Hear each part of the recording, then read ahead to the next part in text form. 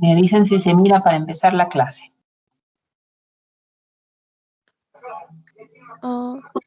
Sí se mira su pantalla, doctora. Ya. Entonces tenemos ahí las diapositivas. Bien. Sí, doctora. Vamos a hacer nuestra clase de potasio. ¿Ya? Vamos a hablar del potasio. El potasio es el catión más importante del medio extracelular.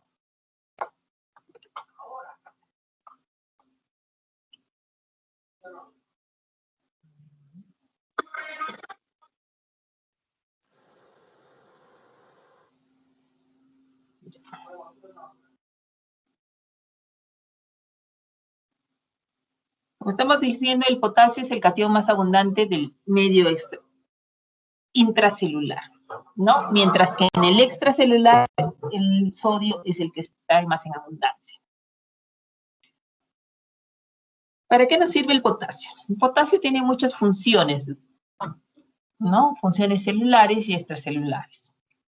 Por ejemplo, va a mantener el balance entre el espacio intracelular y el extracelular. Es importante para mantener la homeostasis del organismo vivo.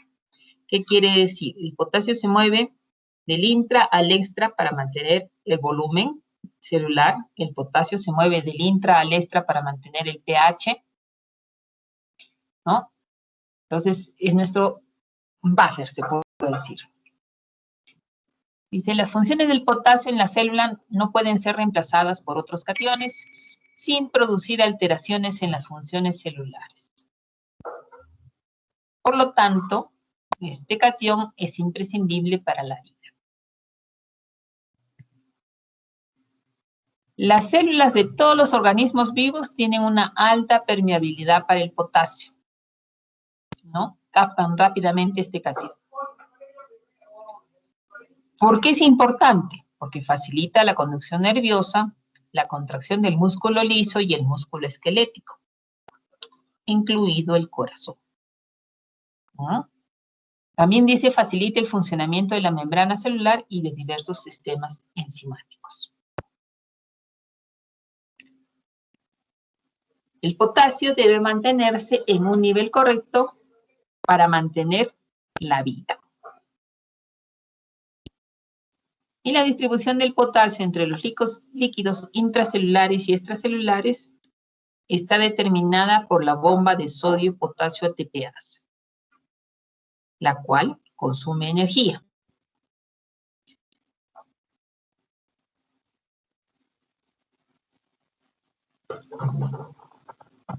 Vamos a ver qué funciones tiene el potasio.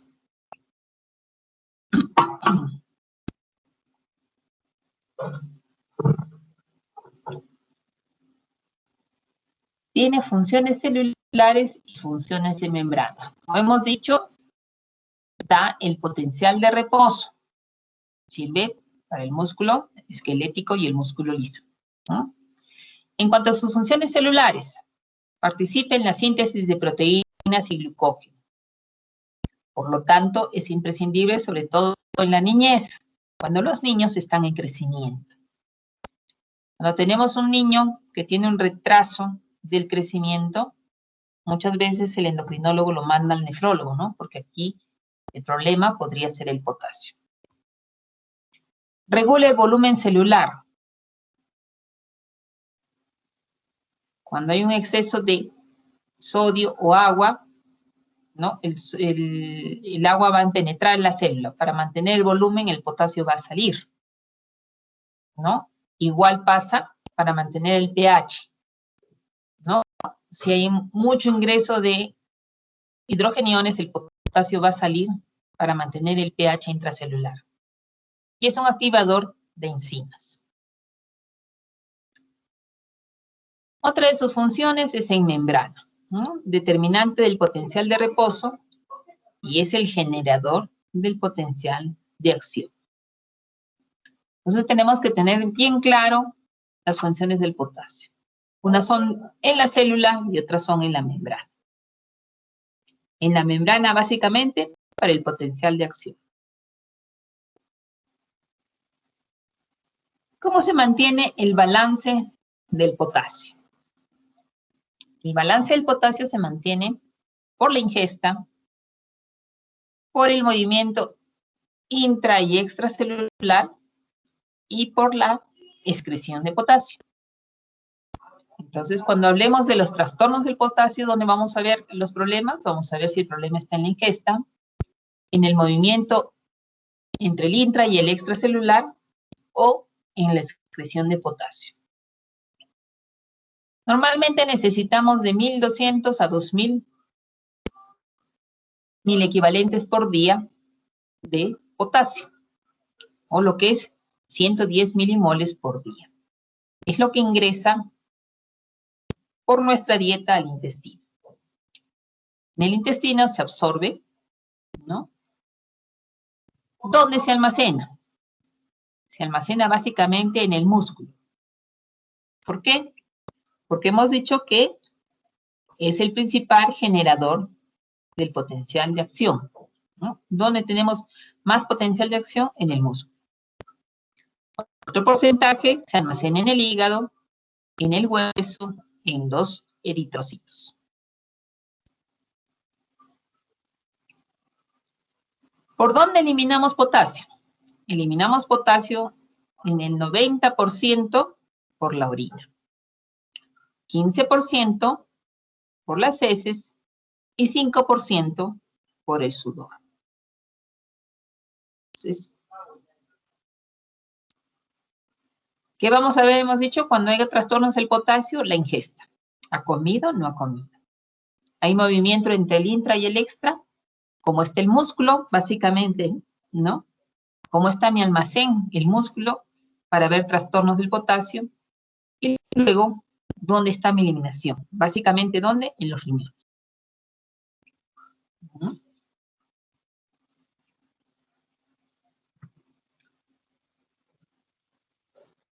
Este es un esquema de una nefrona. Entonces, el 100% del potasio se filtra a través de mi glomérulo. En el túbulo proximal se absorbe el 80% del potasio.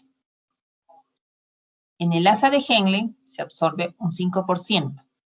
Y es en el túbulo colector, ¿no?, donde se produce la excreción de potasio.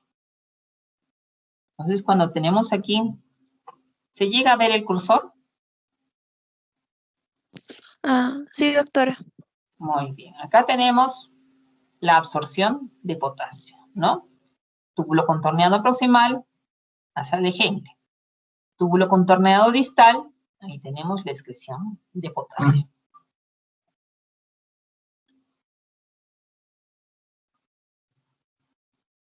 En el túbulo contorneado proximal, la absorción de potasio es por dos vías, se puede decir, ¿no? Paracelular, el potasio pasa directamente de la luz del túbulo, ¿no?, al intersticio por la unión intercelular, ¿no? Entonces, un pasaje paracelular. A través de la bomba de sodio y potasio ATPasa, ingresa el potasio a la célula y sale sodio. Este potasio se puede excretar a la luz o se vuelve a reabsorber a través del cotransporte con cloro, ¿no? Pero el túbulo proximal que tenemos que tener, que se absorbe por vía paracelular, básicamente.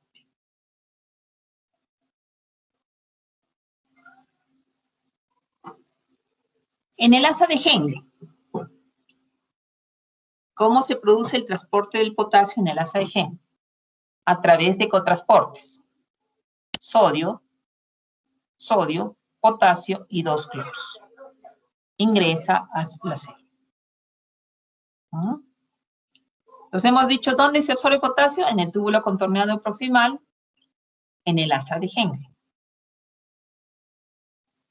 ¿Qué pasa en el túbulo contorneado distal y el túbulo colector? ¿No? Aquí tenemos una serie de canales. Los canales ENAC, que se encargan de transportar sodio. los RON-K, que son los que sacan potasio, los BK, que sacan potasio, y el cotransporte con el cloro. ¿Ah? Entonces estamos viendo una célula de la unión del túbulo contorneado distal con el túbulo colector. ¿Dónde están los canales? En A, los RON-K, los BK y el cotransporte con cloro. ¿Qué pasa aquí en esta célula? ¿No? En esta célula se absorbe agua a través de las acoporinas 2. Al absorberse agua, también se absorbe sodio a través de los canales en A. Aquí trabaja, ¿quién? La aldosterona. ¿Qué permite la aldosterona? Que ingrese agua, ingrese sodio. Al ingresar el agua y al ingresar el sodio, la luz tubular se vuelve electronegativa, mientras que el intracelular se vuelve electropositivo. ¿Qué hemos dicho en una de las funciones del potasio que es? Mantener las cargas, ¿no? A ver, vamos a retroceder ahí para que se acuerden bien.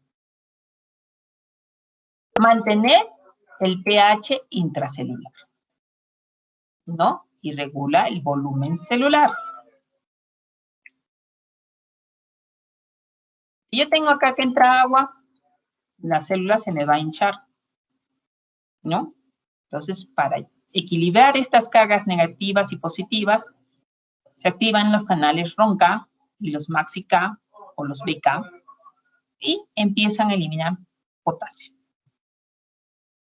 También se activa el cotransporte de potasio con cloro. ¿Dónde? En las células principales del túbulo colector. ¿Ah?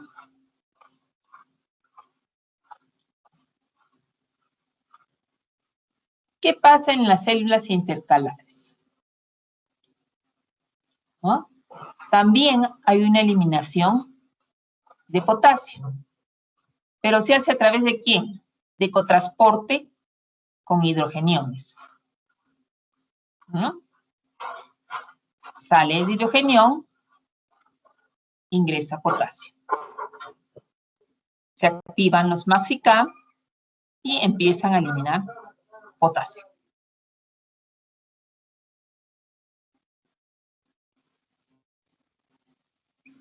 ¿Hasta ahí claros?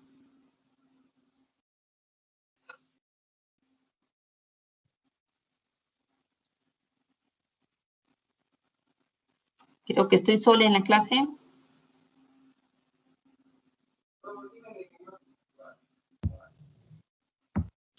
Sí, doctora, claro. Sí. ¿Hasta ahí alguna pregunta?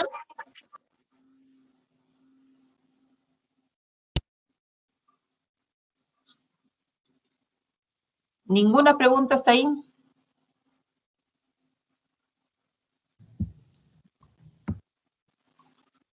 Muy bien. Entonces vamos a proseguir.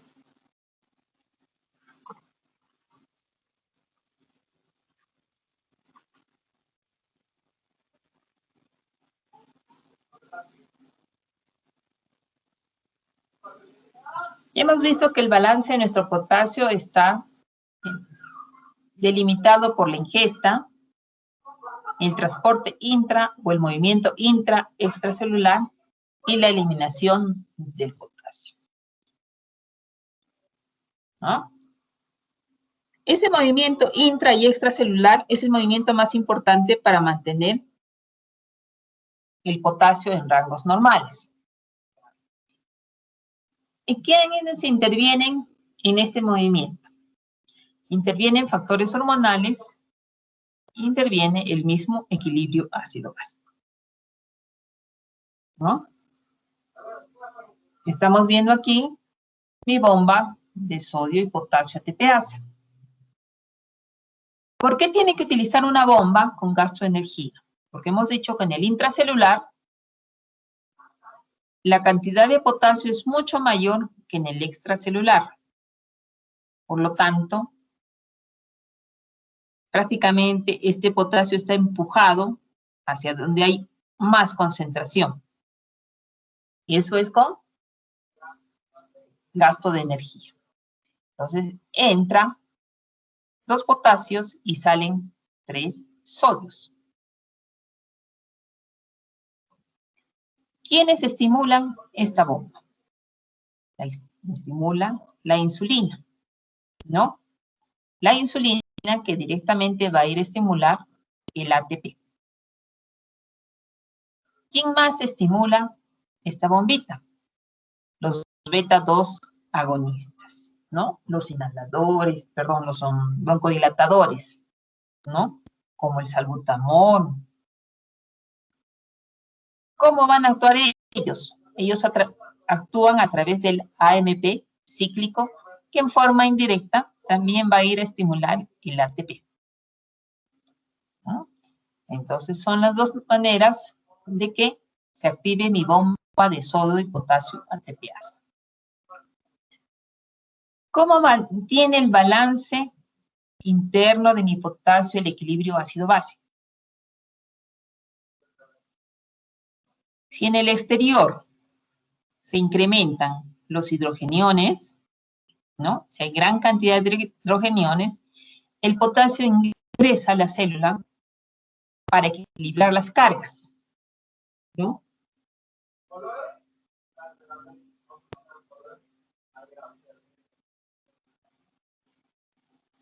Entonces, hay gran cantidad de hidrogeniones en mi exterior. Ingresan hidrogeniones y sale potasio.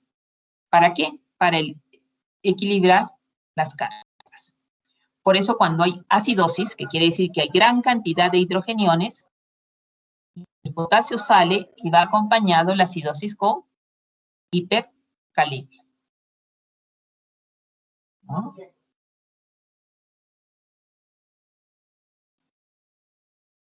Dice, factores que regulan intercambio intracelular, extracelular del potasio. Favorecen la entrada de potasio al espacio intracelular. La alcalosis metabólica, la insulina, la estimulación beta-adrenérgica. La aldosterona, más que favorecer la entrada de potasio al intracelular, favorece la eliminación de potasio en mi nefrona, ¿no? Dice, favorecen la salida del potasio al espacio extracelular, la acidosis metabólica, la hiperosmolaridad, los agonistas alfa adrenérgicos, la lisis celular. ¿Dónde hemos dicho que hay gran cantidad de potasio? En el músculo.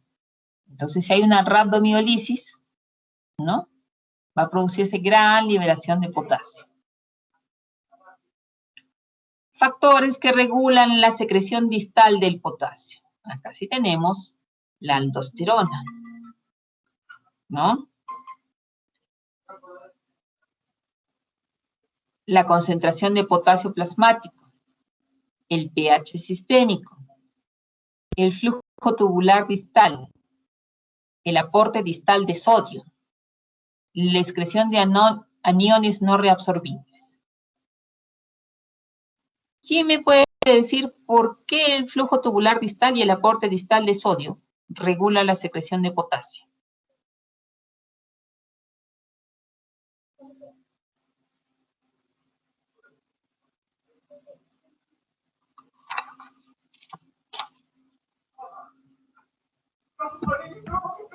Doctora, quizá porque genera una gradiente negativa, haciendo que el potasio sea eliminado. Ven, les he dicho que estábamos claros lo que hemos dicho, lo que hemos hablado hasta nuestros cuadritos.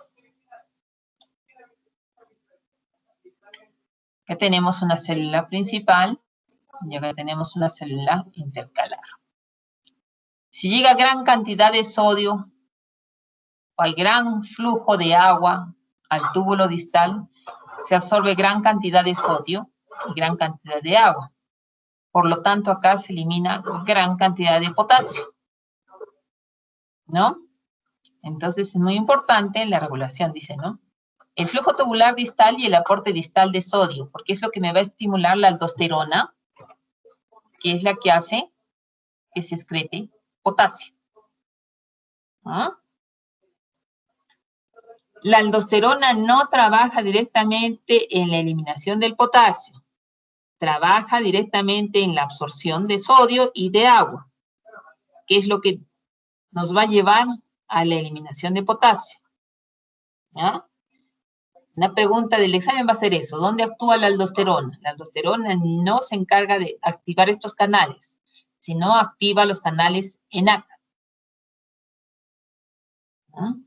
Por eso es muy importante saber, ¿no? Estos cuadritos, para saber dónde voy a estar. ¿Qué me bloquea acá? Los diuréticos, ¿no? ¿Dónde trabaja la furosemida? Acá, en este canal. Por eso dice, ¿no? Entonces, ¿qué me bloquea? Me bloquea la entrada de potasio a la célula. Me bloquea la entrada de sodio a la célula. Me bloquea la entrada de cloro a la célula. Si yo sé todo esto, cuando yo utilizo furosemida, ¿qué voy a encontrar? Alteraciones del sodio, mayor alteración del potasio y alteraciones del cloro, ¿no? Entonces, eso es lo que tengo que tener claro. ¿Por qué son importantes estos cuadritos, no? ¿Cómo funciona? ¿Qué se bloquea acá? Como es una absorción paracelular, muy difícilmente que algo me lo bloquee, ¿no? Pero hay patologías, ¿no? Estructurales que sí me van a producir aquí alteración de mi absorción de potasio. Las acidosis tubulares van a actuar acá, ¿no es cierto? En el ASABGL, ¿dónde voy a tener problema? Acá con los diuréticos. ¿Dónde se excreta mi potasio? Se excreta básicamente en el túbulo contorneado distal y el túbulo colector. ¿A través de quién? A través de la acción de la aldosterona que trabaja absorbiendo agua y sodio. Y al absorberse el agua y el sodio, se abren los canales RON-K, MAXI-K o BK y ecotransporte de cloro, potasio. Entonces yo tengo que tener claro dónde está mi problema para cuando yo tenga patologías del potasio. ¿Ya? Entonces, teniendo claro todo esto, vamos a ver cómo están las patologías del potasio. Una vez más, para indicarles, ¿quién me regula el movimiento intra y extracelular del potasio? La bomba de sodio y potasio ATPasa. Ingresan 2 potasios, salen 3 sodios. ¿Ah? ¿Quién me la estimula? La insulina, las catecolaminas, los beta 2 agonistas. Nuevamente, para que se les quede claro, ¿quién me ayuda a ingresar potasio a la célula? La alcalosis, la insulina, los beta 2 adrenérgicos, la aldosterona. Habíamos dicho, no es que me ayude a ingresar, sino sobre todo me ayuda a eliminar, ¿no? ¿Quién me ayuda a sacar potasio de la célula? La acidosis, la hiperosmolaridad, los agonistas alfa y la lisis celular. ¿Ya?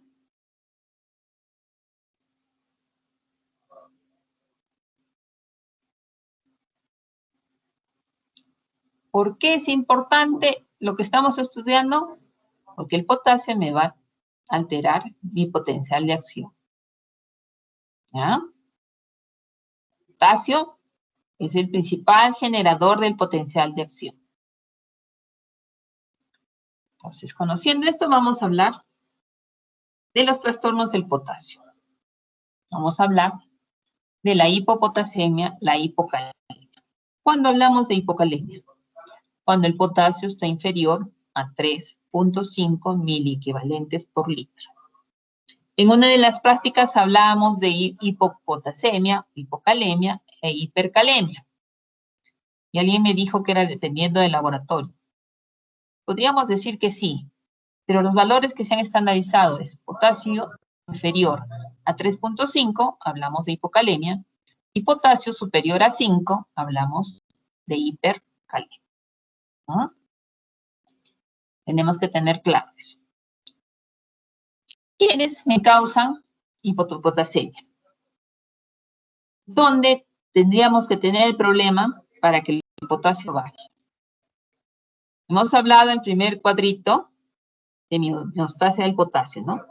Tendríamos que tener una baja ingesta, tenemos que tener una alteración en el movimiento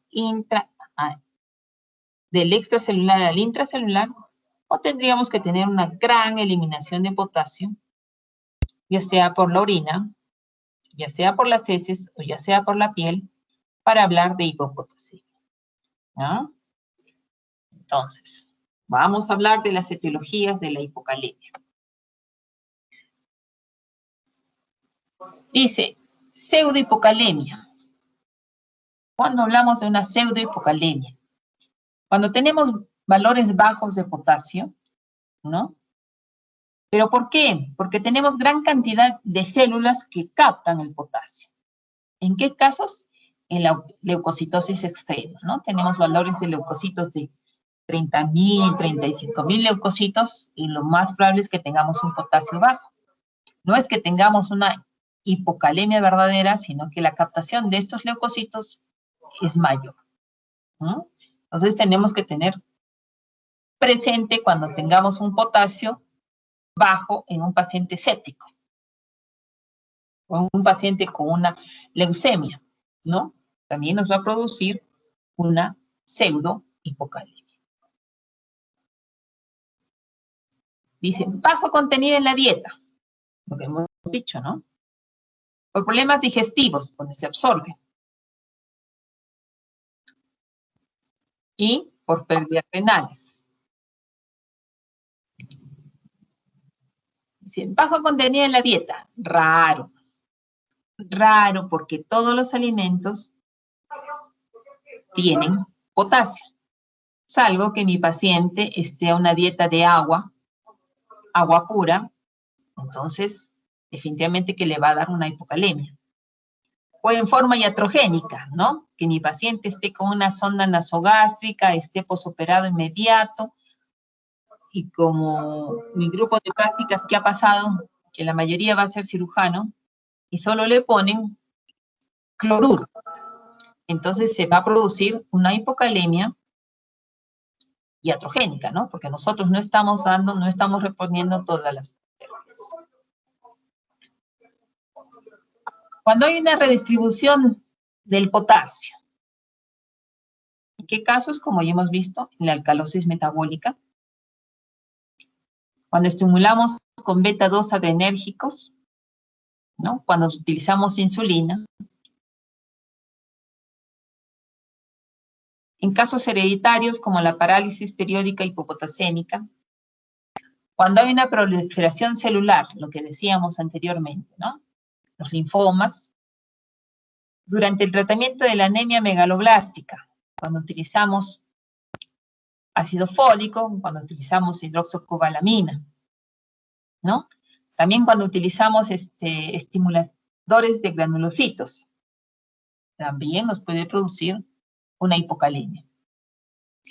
En la intoxicación por bario, tolueno, teofilina. En el tratamiento de la intoxicación digitálica. Todos estos nos van a dar una redistribución intracelular de potasio y una hipocalemia. ¿Cuándo va a haber una hipocalemia por pérdidas digestivas? Cuando hay diarreas tipo el cólera, ¿no? Ahí va a haber una gran eliminación de potasio. En el uso crónico de laxantes. Y sobre todo cuando hay fístulas. Las fístulas entéricas con gasto alto son las que más pierden potasio. ¿Cuándo vamos a tener problemas de potasio? Por piel. Sobre todo en las quemaduras extensas, ¿no? Es la principal causa de hipocalemia por pérdidas cutáneas. Y ahora vamos a hablar de las hipocalemias por pérdidas renales. Quiere decir que mi riñoncito no está siendo capaz de reabsorber el potasio, ¿no? O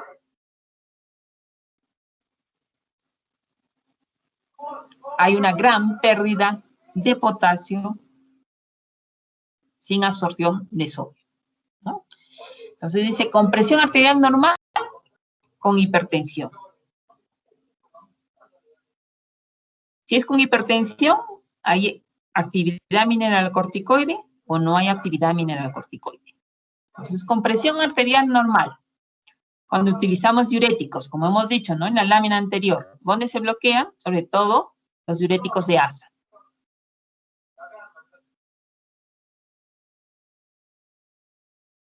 Cuando hay hipomagnesemia, el potasio va asociado con el magnesio.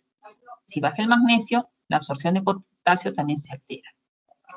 Cuando hay la presencia de aniones no reabsorbibles, también nos altera la absorción de potasio. Cuando hay trastornos tubulares, lo que hablábamos, ¿no? La acidosis tubular renal, el síndrome de Batter, el síndrome de Kittelman. Cuando utilizamos cisplatino, los que van a ser oncólogos, levodopa, los aminoglucósidos, la anfotericina D, ¿no? Van a producir hipocalemias con presión arterial normal. Tenemos hipocalemias con hipertensión arterial y con actividad mineralocorticoide. Acá tenemos que dosar renina. ¿La renina está baja? La renina está alta o normal. Si la renina está baja, podemos hablar de un hiperaldosteronismo primario. ¿Dónde actuaba la aldosterona?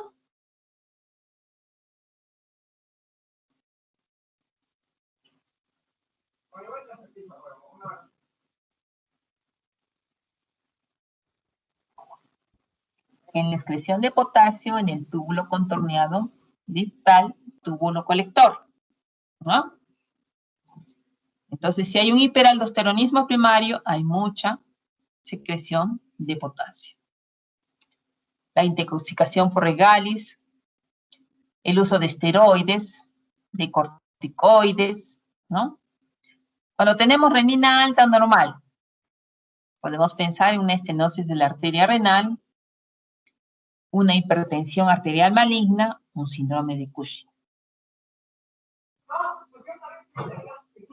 Con hipertensión arterial y sin hiperactividad mineralocorticoide, el síndrome de Litter, la cetoacidosis diabética, la poliuria posobstructiva.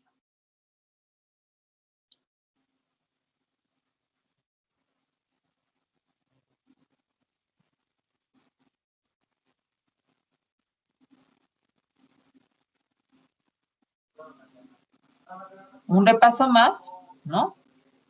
Fármacos inductores y mecanismos productores de hipopotasemia o hipocalemia. Los agonistas beta-adrenérgicos, como hemos dicho, los descongestionantes, las catecolaminas, los antagonistas del calcio, la insulina, anestésicos, los diuréticos, los fármacos con efecto mineralocorticoide, altas dosis de antibióticos, como la penicilina,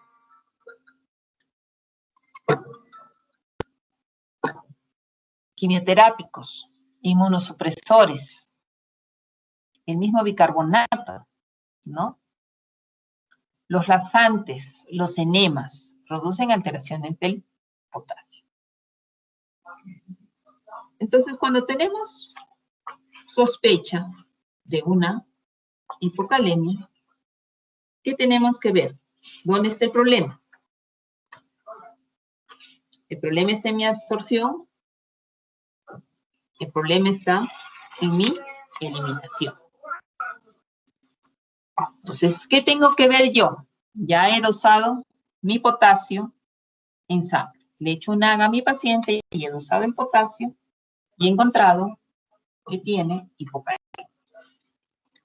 Para ver ¿Dónde está el problema? ¿Qué tengo que dosar ahora? Tengo que dosar mi potasio en orina de 24 horas.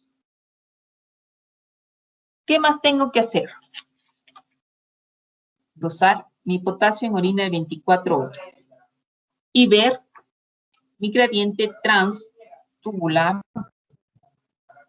de potasio para verificar que verdaderamente mi riñoncito está o no eliminando potasio y mi aldosterona está o no está trabajando. No tengo la formulita. Bueno, ¿qué es la gradiente transtubular de potasio? Es una fórmula donde mi numerador es el potasio en la orina por la osmolaridad plasmática sobre el potasio en plasma por la osmolaridad en orina, ¿no? ¿Qué me expresa?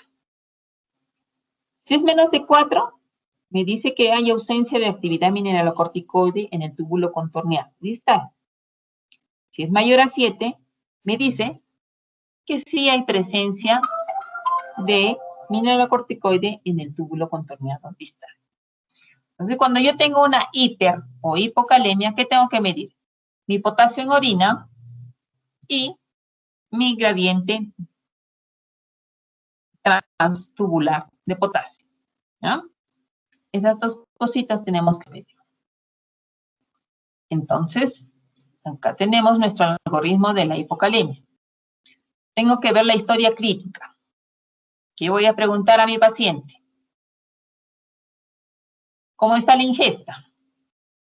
Solamente estoy a dieta porque dentro de una semana tengo unos 15 años. Tiene que entrarme el vestido. Solamente estoy tomando agua, ¿no?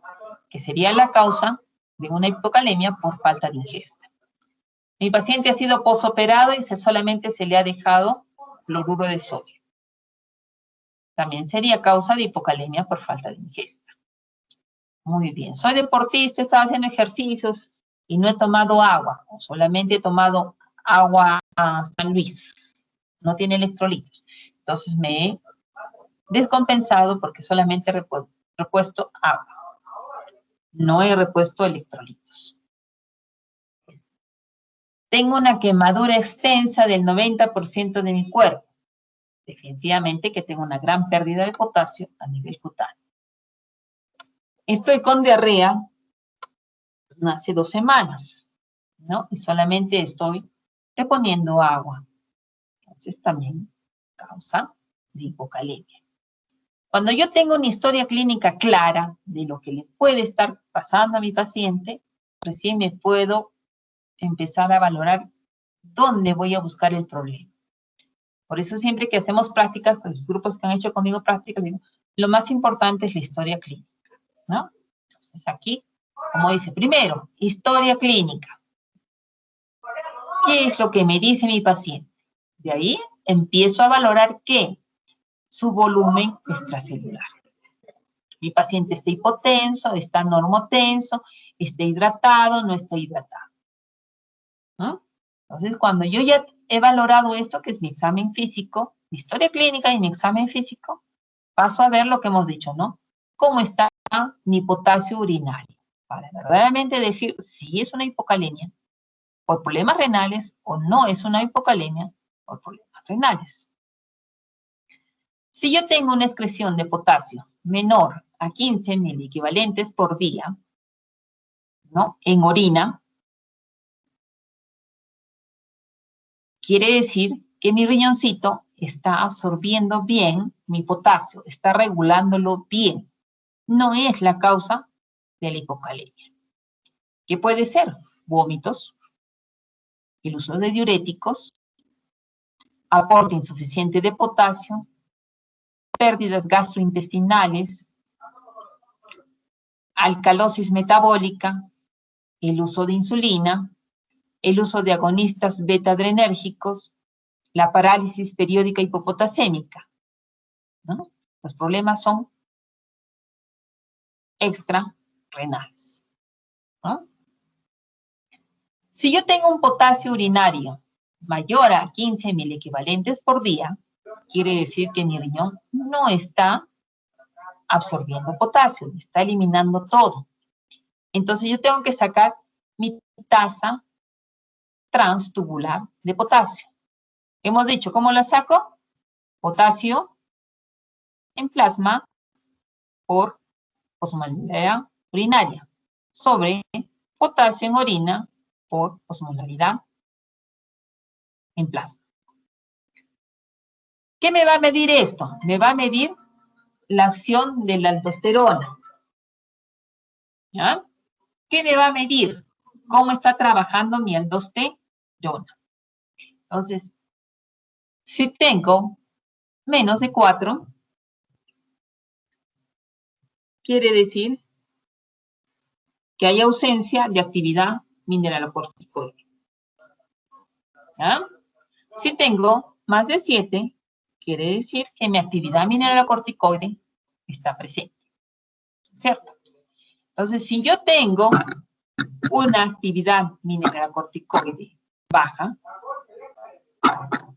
¿qué quiere decir? Que el flujo distal puede estar aumentado. ¿En qué casos? En el uso de diuréticos, en ingesta de cloruro de potasio, en la diuresis osmótica, cuando tenemos glucosuria, manitol o urea, ¿no? En orina, en grandes cantidades. ¿Ya? Entonces, pacientes diabéticos, pacientes que tienen TEC y les pongo manitol, ¿no? Estos pacientes me pueden cursar con hipocalemia teniendo ausencia de actividad mineralocorticoide, ¿no? Mientras si yo tengo una gradiente transtubular de potasio mayor a 7, tengo que valorar ¿qué? Nuevamente mi volumen extracelular. ¿Está normal o está bajo? Si está normal, ¿existe hipertensión? Sí. ¿La renina está alta? La renina está baja. Si la renina está alta, ¿qué voy a ver? Puede ser una hipertensión arterial maligna, una enfermedad renovascular o un tumor secretor de renina. Mi renina está baja. ¿Cómo está mi aldosterona? ¿Está suprimida o está elevada?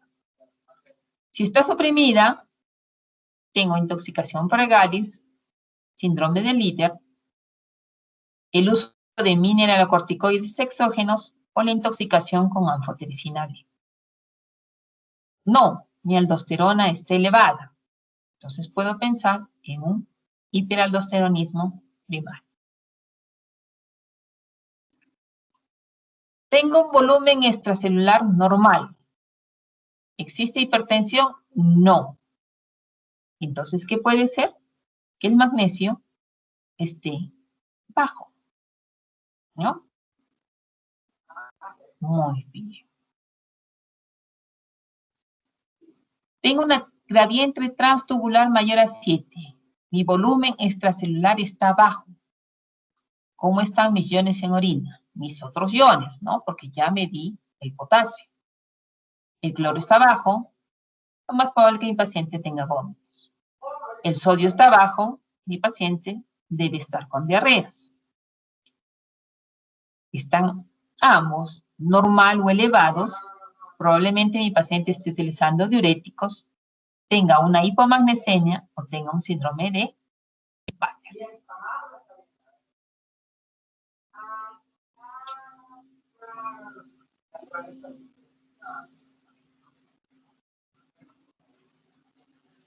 ¿Claros hasta ahí?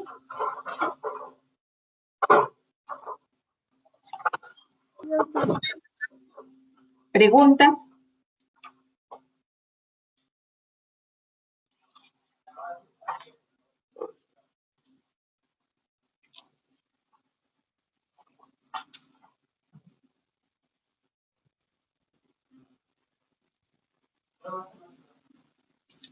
¿No hay preguntas? Proseguimos entonces.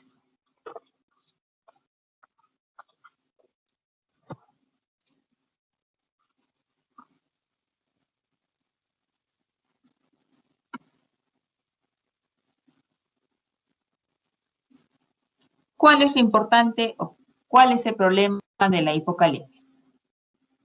Hemos dicho que el potasio interviene en el potencial de membrana.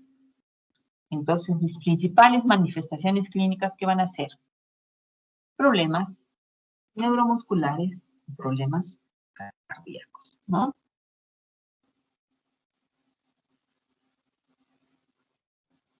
Aquí vemos un electrocardiograma normal. Tenemos la onda P, el complejo QRS, la onda T, ¿no? ¿Qué pasa en la hipocalemia? Tenemos la onda P, que es la contracción de la aurícula, el complejo QRS, que es la contracción del ventrículo, y la repolarización, como que se va perdiendo. Por eso dice aplanamiento de la onda T. Con un potasio de 3, es un aplanamiento casi total de la onda T y la aparición de la onda U, ¿no? Con un potasio de 2.5, ya no hay onda T, y el segmento ST está aplanado, ¿no? Si el segmento ST está aplanado, ¿qué nos dice? Que hay isquemia, ¿no? Entonces ya una zona del corazoncito está muriendo. Las manifestaciones neuromusculares, debilidad, calambres, fatiga, mialgia, ¿por qué? Porque interviene en la conductividad, ¿no? Entonces, básicamente, ¿qué me va a dar la hipocalemia? Anomalías electrocardiográficas. Como estamos viendo, el aplanamiento e inversión de la onda T. Descensos del segmento ST.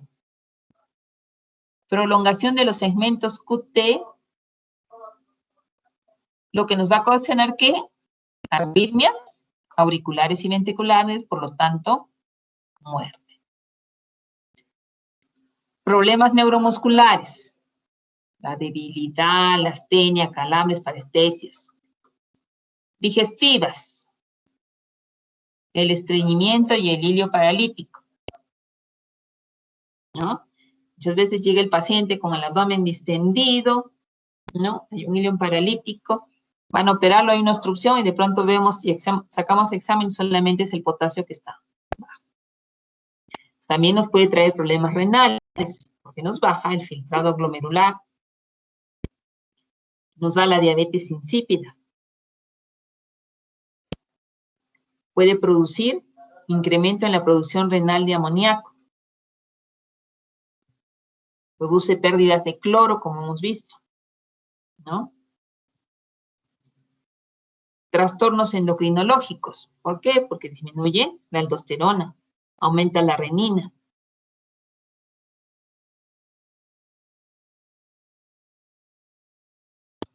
Nuevamente, ¿no? Problemas cardíacos. Las anomalías electrocardiográficas. Problemas neuromusculares, problemas digestivos, problemas renales y problemas endocrinológicos. ¿Qué vamos a hacer cuando tenemos una hipocalemia? ¿No? Dice, valorar la gravedad y estimar el déficit de potasio. Analizar alteraciones electrolíticas acompañantes. El magnesio. Muchas veces intentamos corregir el potasio, pero no corregimos el magnesio y el paciente va a seguir en hipocalemia, hipocalemia, hipocalemia. Entonces tenemos que tener claro qué es lo que vamos a manejar. Entonces tenemos un potasio menor a 3.5. ¿Qué tenemos que ver? Mis problemas cardíacos. Básicamente mi electrocardiograma. Está aplanada la onda T, hay descenso del ST, hay prolongación del QT, mi paciente está en tratamiento con digoxina, mi paciente tiene cetoacidosis diabética, mi paciente tiene debilidad muscular, por lo tanto, tiene problemas en la ventilación, ¿no? ¿Sí? No.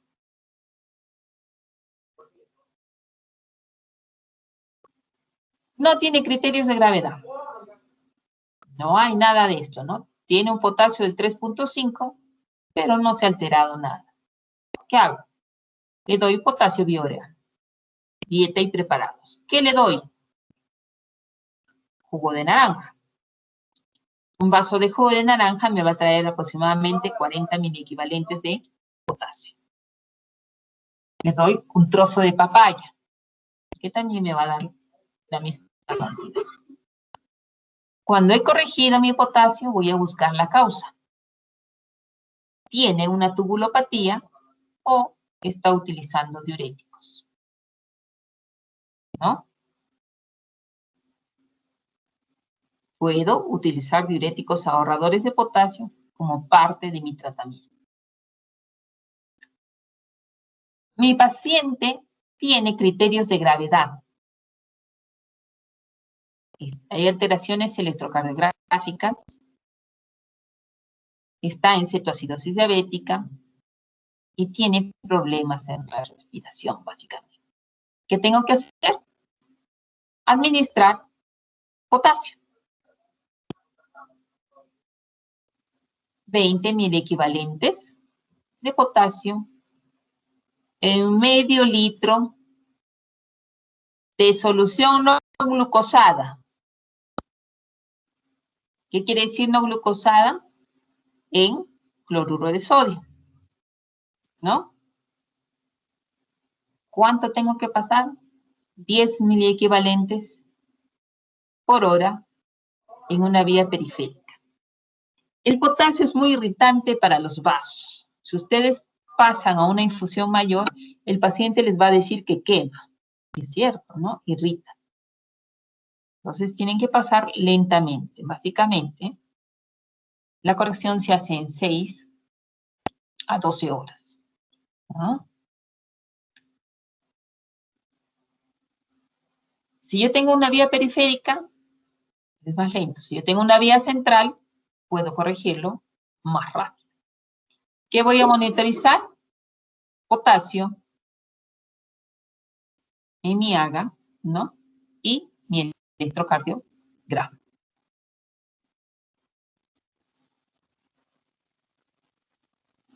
Si con todo esto yo he encontrado, no puedo solucionar mi problema, lo más probable es que mi paciente tenga una hipomagnesemia. Tengo que darle magnesio para corregir. ¿No? ¿Preguntas hasta ahí?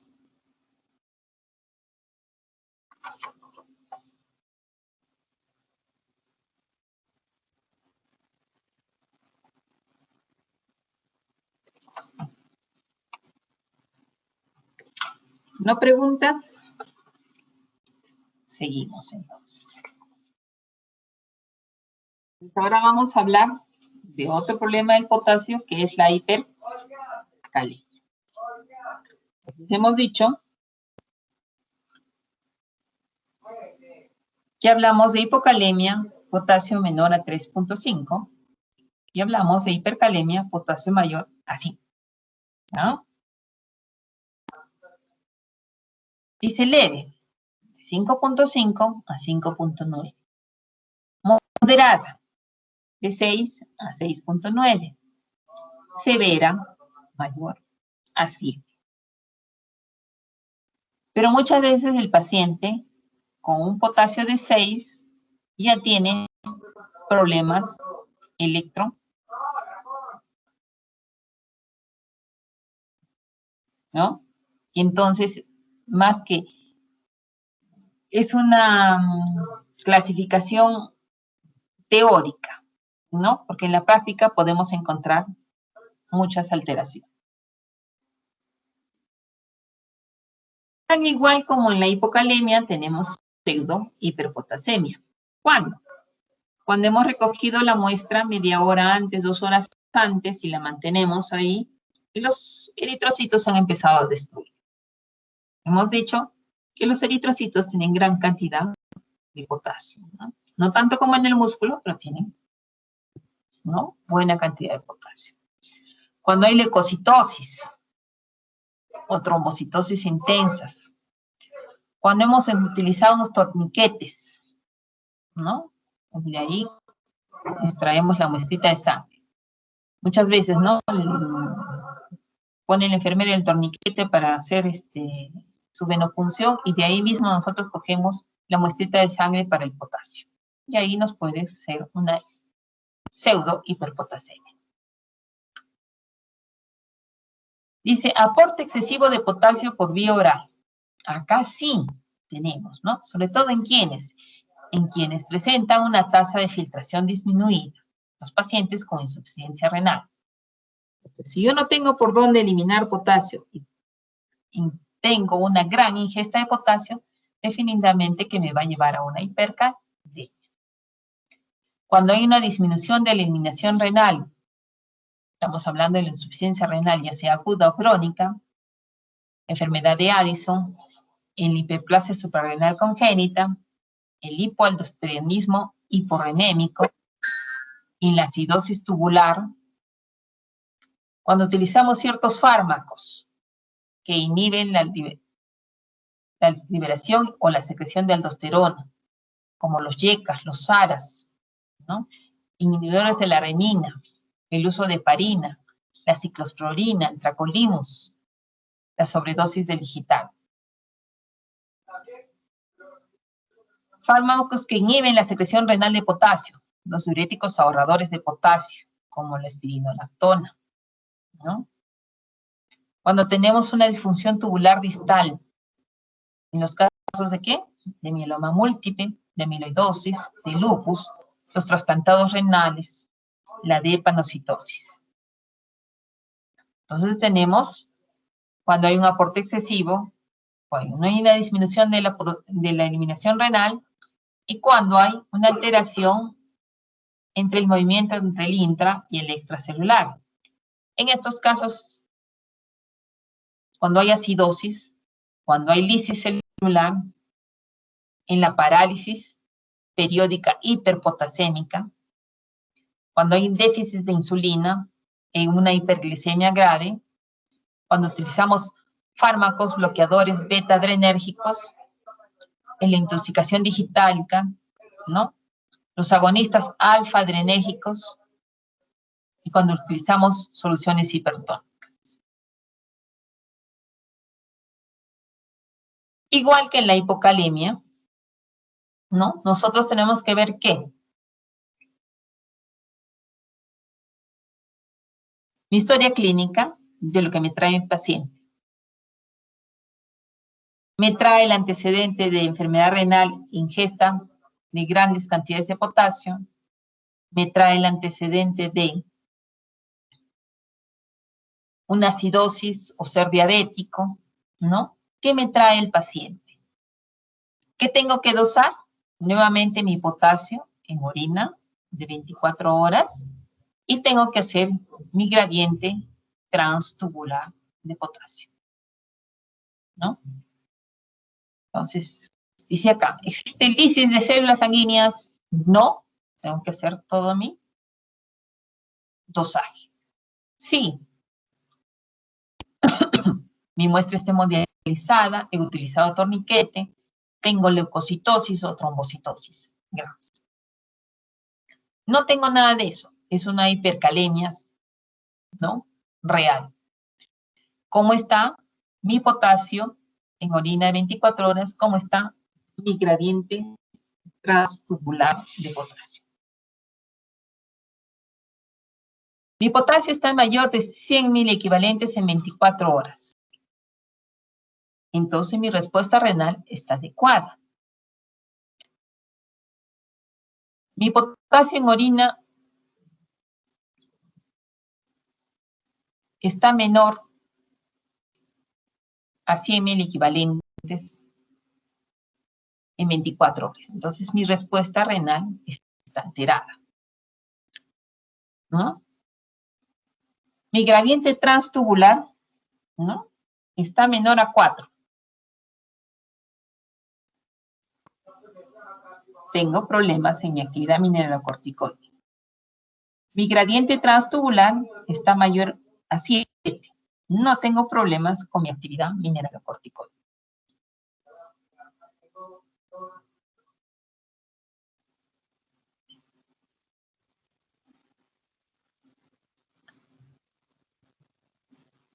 Cuando tengo una buena eliminación de potasio y tengo una buena actividad mineralocorticoide, ¿qué tengo que pensar? Que hay una redistribución o hay una liberación tisular. El problema es el movimiento entre el intra y el extra, ¿no? La acidosis, la hiperglicemia grave, el uso de bloqueadores beta-adrenérgicos, la parálisis periódica, el uso de succinilcolina, de arginina, en intoxicación digitálica o la muestra esté modelizada. Hay una liberación tisular, hay traumatismos extensos, los politraumatizados, hay lisis tumoral, hay hemólisis, es un gran quemado, hay rhabdomiolisis o hay administración endógena. Cuando mi potasio en orina de 24 horas está menor a 100, mi gradiente transtubular está menor a 4, tengo que pensar que hay problemas en mi riñón. Hay insuficiencia renal, hay disminución de la orina. No hay insuficiencia renal, no hay disminución de orina. Entonces el problema está básicamente en mi mineralocorticoides. Entonces ahí tengo la enfermedad de Addison, la hiperplasia suprarrenal congénita, el hipoaldosteronismo hiporenémico, el uso de fármacos como los ARAs, los YECAs, ¿no? Hay un déficit en la secreción tubular de potasio. Estoy utilizando espironolactona, triantireno, ciclosporina, trimetropina, sobre todo en los pacientes con SIDA que utilizamos grandes dosis, ¿no? Tengo insuficiencia renal, tengo disminución de la orina. Entonces, tengo una insuficiencia renal y mi flujo tubular es bajo.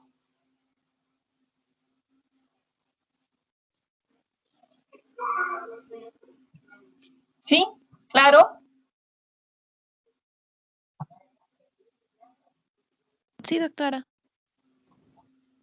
Sí, doctora. ¿Preguntas aquí? ¿No hay preguntas?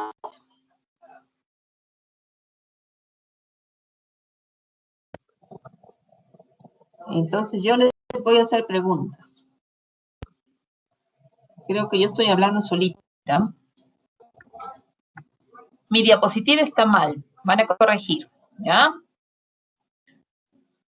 Aquí dice potasio mayor a 100, gradiente transtubular mayor a 7. Este está bien. Aquí tiene que ser menor a 100 y menor a 4. ¿Ah? En esta partecita de aquí ha habido un error ortográfico. ¿Ven? Yo estoy hablando y ustedes no están mirando mis diapositivas. ¿Ah? Entonces, este es menor a 100 y menor a 4. ¿Sí? Sí, doctora. Sí, doctora. La pregunta del examen es, ¿qué cosa corregimos en las diapositivas? Muy bien. Entonces, ¿qué síntomas vamos a tener? Tan igual como en la hipocalemia, vamos a tener problemas cardíacos, problemas neuromusculares. ¿Ya? Entonces, neuromusculares igual, parestesias, debilidad muscular, parálisis flácida, parálisis respiratoria, que es la parte más severa. Mi electrocardiograma. En la hipocalemia, la onda T se aplanaba.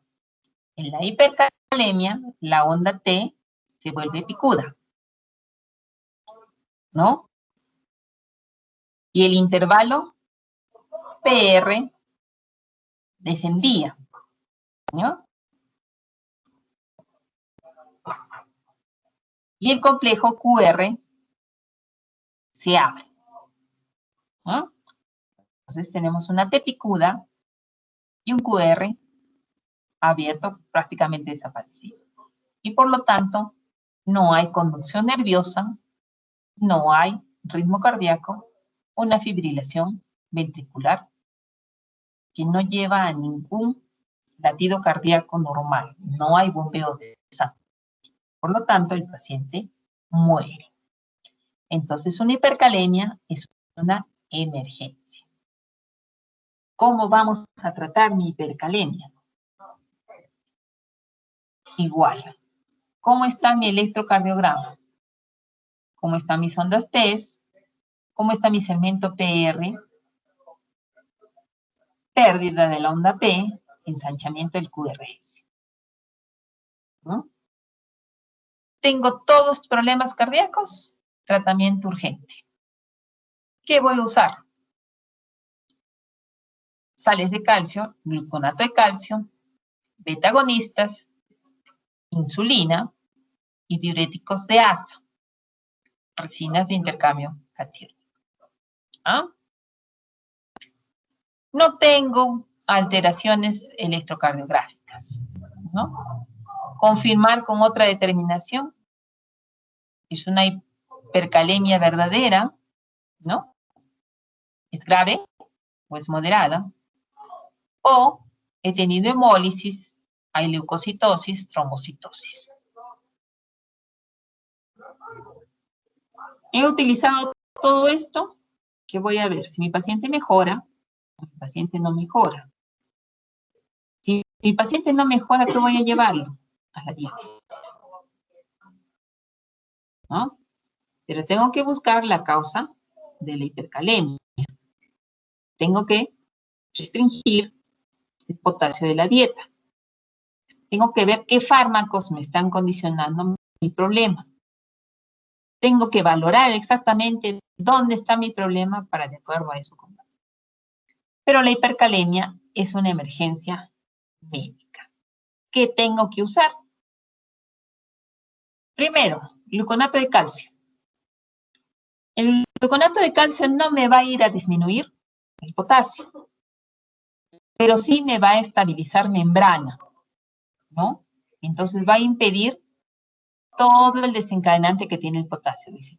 Antagoniza el efecto cardíaco de la hipercalemia como estabilizador de membrana. ¿Ya? ¿En cuánto tiempo actúa? A los 5 minutos ya tiene efecto. Por eso, ¿qué primero tengo que hacer en una hipercalemia? Gluconato de calcio. Tengo que bloquear los efectos cardíacos del potasio. Y lo logra a los 5 minutos. Estoy en la posta de Cotahuasi más allá todavía y no tengo diálisis. Tengo que empezar con mi gluconato de calcio. ¿Qué sigo? Agonistas beta-adrenérgicos, que hemos dicho que estimulan la bomba de sodio y potasio ATPasa a través del AMP cíclico, haciendo que el potasio ingrese a la célula. ¿En cuánto tiempo actúa? De 5 a 8 minutos, ¿no? Desplazan el potasio al interior de la célula. ¿Cuánto dura su acción? 2 a 3 horas. Mi potasio sigue alto, ¿no? Pese a todo eso. ¿Qué puedo utilizar? Insulina. ¿Por qué? ¿Qué hemos dicho que hace la insulina? La insulina estimula la bomba de sodio y potasio ATPasa. Entonces damos insulina más glucosa. 10 unidades de insulina, insulina cristalina, en 50 gramos de glucosa. Quiere decir, medio litro de dextrosa al 10% o 50 mililitros de glucosa al 50%. ¿No? ¿En cuánto tiempo lo paso? De 15 a 30 minutos. ¿Cuánto dura su acción? 6 a 8 horas, más tiempo. ¿No? Voy a utilizar bicarbonato de sodio. No porque el bicarbonato me ayude a movilizar potasio, pero sí me va a estabilizar la acidosis que tiene mi paciente. Y hemos visto que cuando hay acidosis, ¿qué pasa con el potasio? Sale de la célula para equilibrar los hidrogeniones que hay afuera. Entonces yo tengo que corregir mi acidosis para impedir el desplazamiento del potasio. ¿Ya? Entonces, sobre todo los que van a ser usiólogos, dicen, no se usa bicarbonato. Sí se usa bicarbonato.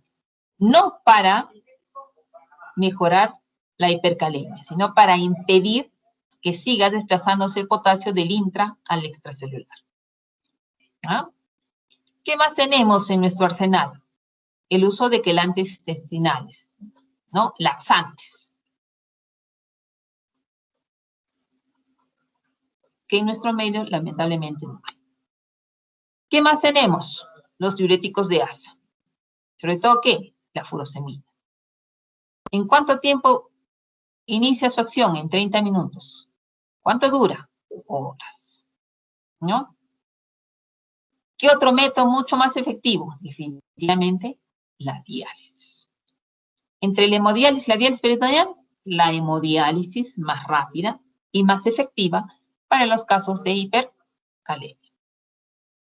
Entonces tenemos que tener claro, viene mi paciente con hipercalemia, ¿qué uso primero? Gluconato de calcio. No para disminuir potasio, sino para estabilizar membrana y evitar el efecto cardíaco de la hipercalemia. Luego, mis beta-adrenérgicos. No he tenido respuesta. Utilizo mi insulina. 10 unidades de insulina cristalina en medio litro de glucosa al 10% o de dextrosa al 10%. Bicarbonato.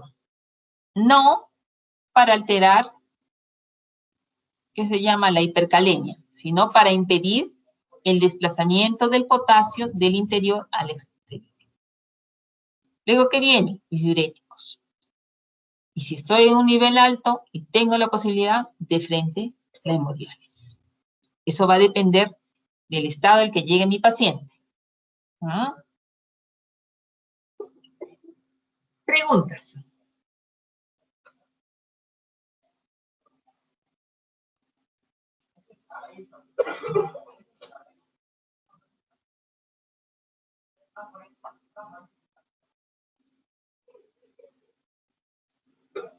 ¿Está todo claro?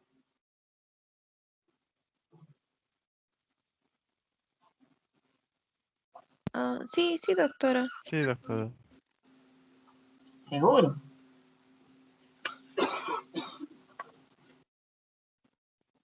Ya la veremos entonces en el examen, si está clara las cosas, ¿no? Listo, chicos. Entonces hemos terminado con el potasio.